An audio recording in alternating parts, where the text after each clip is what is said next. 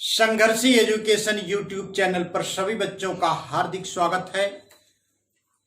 अगर आपको मेरा वीडियो अच्छा लगता हो, पढ़ाने का अंदाज अच्छा लगता है और अभी तक आपने मेरा चैनल सब्सक्राइब नहीं किया है तो लाल रंग का सब्सक्राइब बटन दबाएं। जैसे ही आप इसे दबाएंगे तो लाल रंग उड़ जाएगा।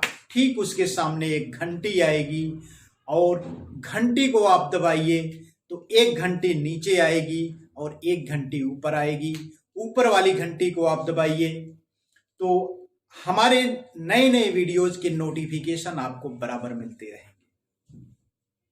याद रखना, जिंदगी में सफल होने के लिए सभी सपने सजाते हैं, पर सपने वे नहीं होते जो हमें नींद में आते हैं। अरे सपने तो वे होते हैं जो हमें नींद ही नहीं आने देते हैं। तो आइए दिखा दें दुनिया को हम में है दम और मंजिल की तरफ बढ़ाएं हम अगला कदम। तो बच्चों, आज हम पढ़ेंगे कक्षा 6 विषय गणित पूर्ण संख्याएं अभ्यास 1B। इसका पहला सवाल है, संख्या रेखा पर अंकित योग तथ्यों को लिखिए। संख्या रेखा पर कुछ योग तथ्यों को दर्शाया गया है। इसमें दो खंड हैं, दोनों ही खंड में संख्या रेखा पर कुछ योग तथ्यों को दर्शाया गया है।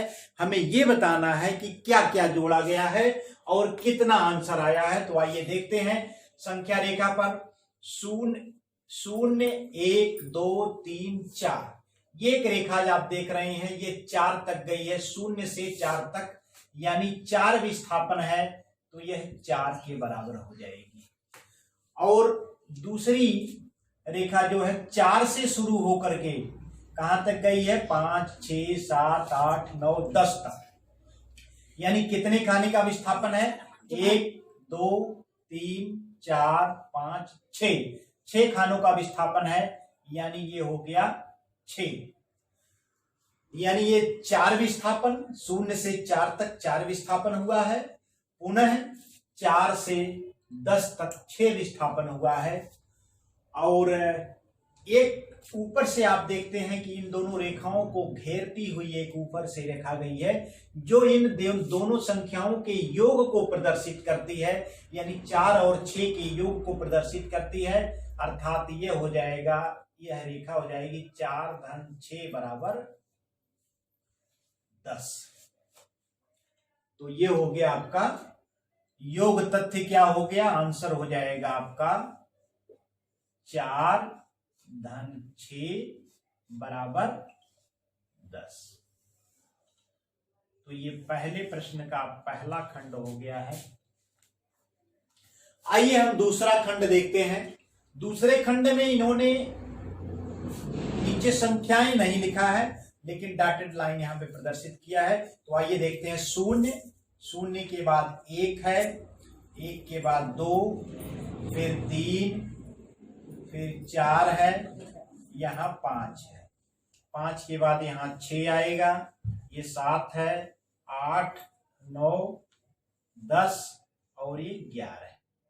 आप देख सकते हैं कि 0 से शुरू होकर के कितने खाने का विस्थापन है, 1 2 3 4 5 तक हम गए हैं, अर्थात ये 5 खानों का विस्थापन है।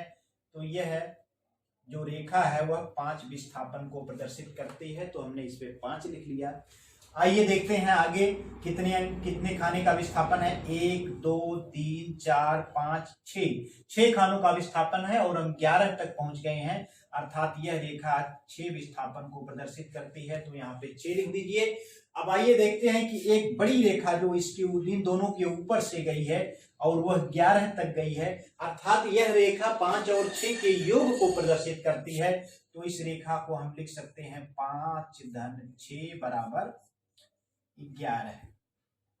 तो यही हो गया योग तथ्य इसका, जो योग इसमें दर्शाया गया है। क्या है, 5 धन 6 बराबर 11। 5 धन 6 बराबर 11। तो ये हमारा पहले सवाल के दूसरे दोनों खंड हल हो चुके हैं। आइए हम बढ़ते हैं दूसरे प्रश्न की तरफ। हाँ तो बच्चों दूसरा प्रश्न हमारा कहता है निम्नांकित तथ्यों को संख्या रेखा पर दिखाइए। तो आइए देखते हैं। पहला खंड है 5 धन 4 बराबर 9। तो आइए पहले हम संख्या रेखा बना लेते हैं। ये हो गई हमारी संख्या रेखा।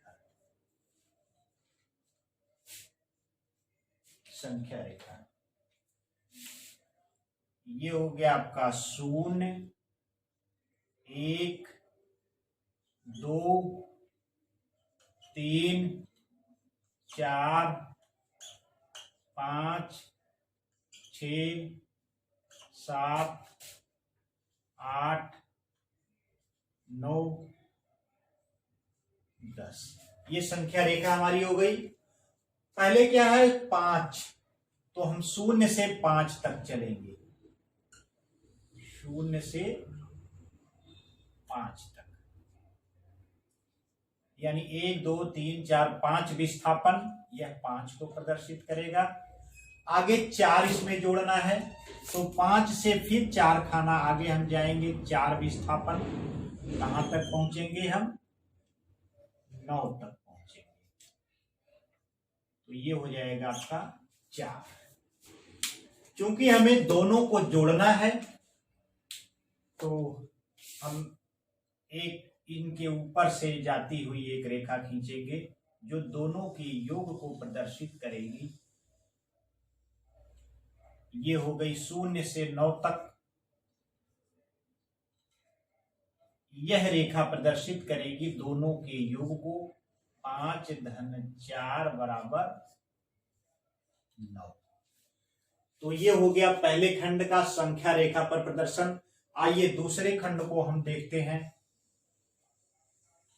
एक संख्या रेखा हमने बना लिया। 0 से आप लिखना शुरू करिए। 0 1 2 3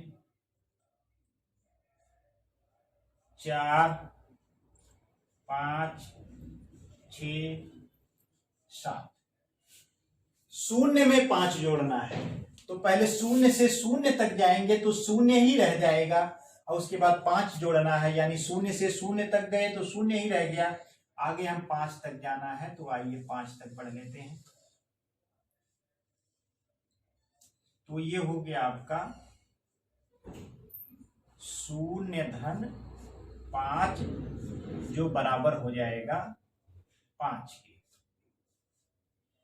तो ये हो गया हमारा दूसरा खंड जिसका संख्या रेखा पर हमने प्रदर्शन कर दिया है। आइए तीसरे खंड की तरफ बढ़ते हैं।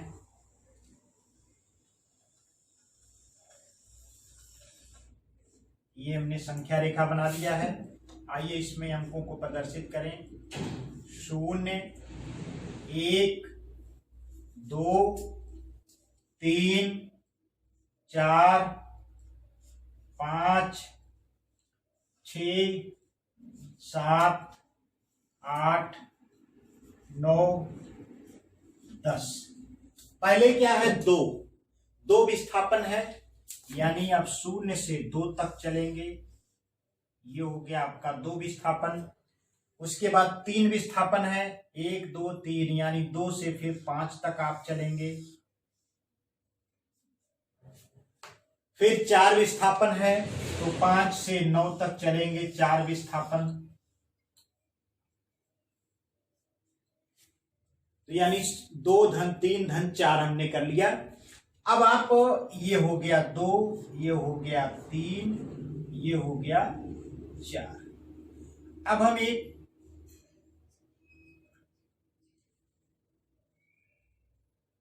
एक बड़ी लकीर खींचेंगे जो तीनों को समाहित करते हुए ऊपर से आगे बढ़ती है।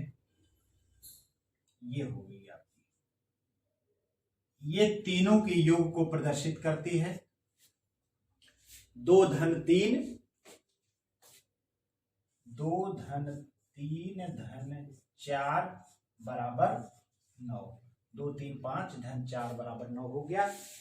अगर इसमें इन्होंने ब्रैकेट नहीं लगाया है, अगर इन्होंने ये कहते 2 धन 3 धन 4 बराबर 9।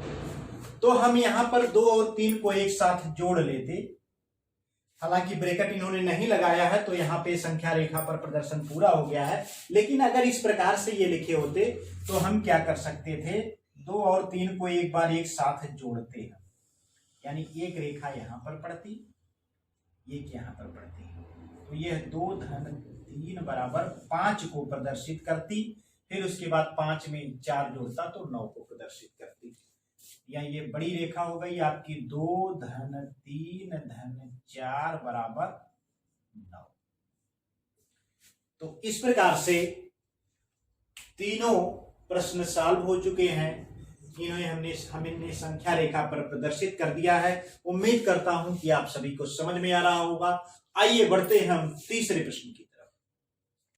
हाँ तो बच्चों, तीसरा प्रश्न हमारा कहता है, निम्नांकित कथनों में रिक्त स्थानों की पूर्ति कीजिए।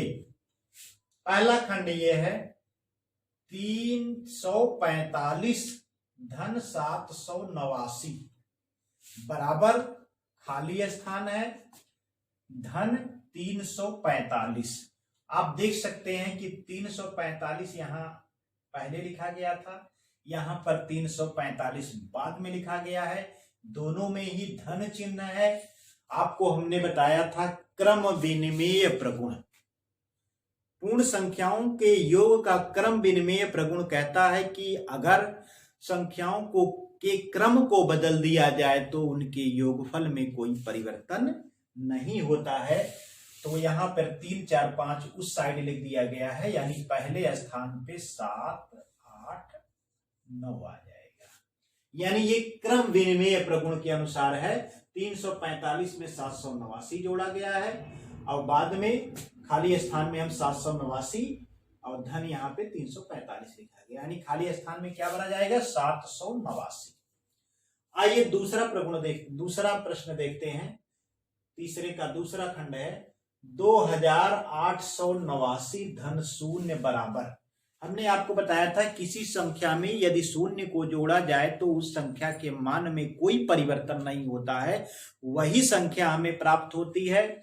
0 को योग का तत्समक अवयव कहते हैं, अतः 0 जोड़ने से इसमें कोई परिवर्तन नहीं होगा, अर्थात यह संख्या 2889 ही प्राप्त होगी। तीसरा खंड कहता है कि 234 धन 456 धन 789 बराबर खाली स्थान 456 धन 789। आप यहां देख सकते हैं ब्रैकेट में 456 धन 789 है, यानी इस 456 को 789 के साथ जोड़ दिया गया। यह साहचर्य योग का साहचर्य प्रगुण है कि पहली दूसरी संख्याओं को एक साथ जोड़ लिया जाए, उसमें तीसरी संख्या जोड़ दिया जाए, या दूसरी तीसरी को एक साथ जोड़ दिया जाए, उसमें पहली संख्या जोड़ दिया जाए, तो योग में कोई परिवर्तन नहीं होता है। अर्थात इसमें कौन सी संख्या भरी जाएगी 234, यानी 234 यह योग का साहचर्य प्रगुण है। तो इस प्रकार से तीसरे प्रश्न के तीनों खंड हो गए हैं। अब आइए हम बढ़ते हैं चौथे प्रश्न की तरफ। हाँ तो बच्चों, चौथा प्रश्न हमारा कहता है पूर्ण संख्याओं के लिए घटाने की क्रिया क्रम विनिमेय नहीं है और 3 विभिन्न युग्म लेकर इसकी जांच कीजिए। पूर्ण संख्याओं में योग की क्रिया पूर्ण संख्याओं के लिए घटाने की क्रिया क्रम विनिमेय नहीं है। इसके लिए हमने एक वीडियो आपको बना के YouTube पे डाला है आपके लिए। पूर्ण संख्याओं में योग के प्रगुण करके है, उसमें घटाने के प्रगुण भी हैं आपके, और साहचर्य नियम है, संवरक नियम है, क्रम विनिमेय प्रगुण है, सारी चीजें उसमें हैं, आप वहां से देख सकते हैं। आइए इस प्रश्न को हम देखते हैं। पूर्ण संख्याओं के लिए घटाने की क्रिया क्रम विनिमेय नहीं है, 3 विभिन्न युग्म लेकर इसकी जांच कीजिए। तो आइए 3 युग्म हम लेते हैं।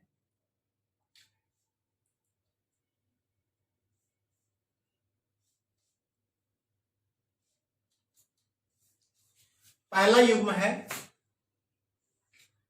6 और 9। तो देखते हैं 6 धन 9 बराबर कितना हो जाएगा 15। हालांकि जोड़ना नहीं, हमें घटाना है। आइए देखते हैं 6 और 9 है, तो 6 ऋण 9 बराबर कितना हो जाएगा, ऋण 3 हो जाएगा। और अब क्रम को बदलकर हम घटा दें, 9 ऋण 6 बराबर हो जाएगा 3। आप देख सकते हैं क्रम को बदल देने से 6 में से 9 घटाया तो ऋण 3 प्राप्त हुआ, और 9 में से 6 घटाने पर हमें 3 प्राप्त होता है। अतः दोनों योगफल समान नहीं है, दोनों परिणाम समान नहीं है, दोनों परिणाम समान नहीं है, नहीं।